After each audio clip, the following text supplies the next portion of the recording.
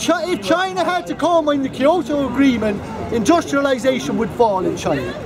One, the United States and China are the two big countries that aren't in Kyoto.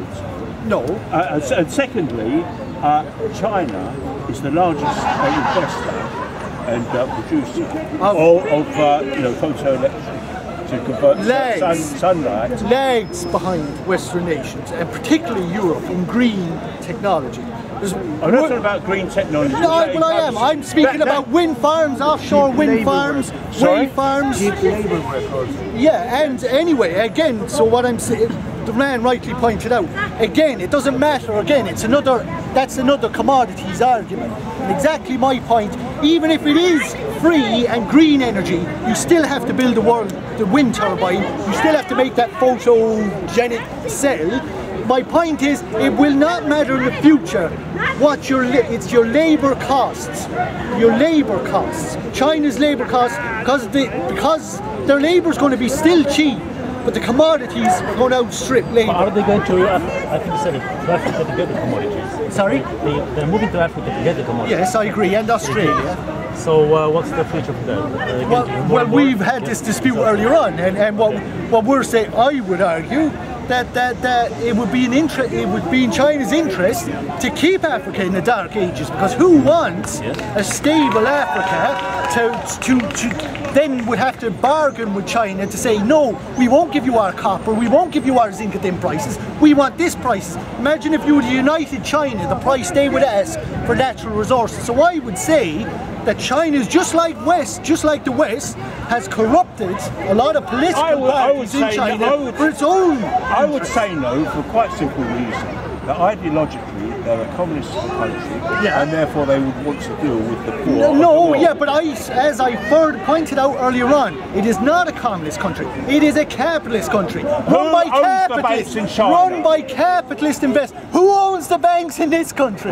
Who owns the banks in this country? Who has a majority share of the banks in this country? How can you say this country is not a planned economy?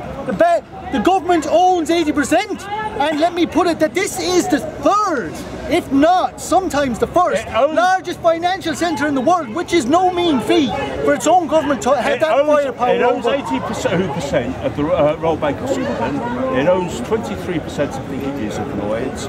But after having said that, they're proposing to sell both of those back into the private market. So you can say the banking system in this country is owned. The Royal Bank of Scotland is only a minority bank. Is owned by individual investors. Okay. In China, the banks are owned by the Communist And let me put it to you this way. As you say, I agree exactly with what you're saying. Now let me make this case to you.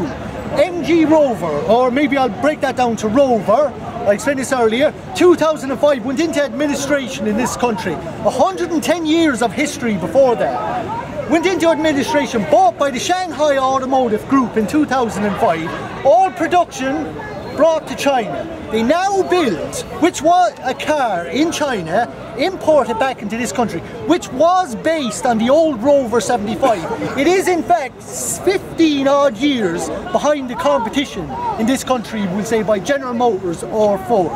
Now, it is selling that car at a similar price to a Ford and a General Motors that are both built in this country for a similar price, but is yet 2 generations behind it for a similar price. So I argue to you that if you're paying $26,000 per annum to a Rover worker in this country, you ship production to China, you're now paying them $4,000. Is it not reasonable to assume that you should be able to import that car back into this country for a much lesser price? So it can only be assumed what has happened to theirs.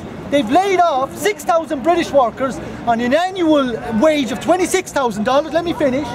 They brought it to China and paid 6,000 workers in China $4,000. Going back to my argument, they should be able to sell that car cheaper, but they're not. They sell it at a similar price. Who makes the money? The private investors of Shanghai Automotive Group. How else? Who else is sucking up that money? How many cars do you see? Aren't from China. How many cars do you see from China? In this country? The London Black Taxi, you have Rover, and they build a lot of... You physically see. I see more German cars. Absolutely, I agree.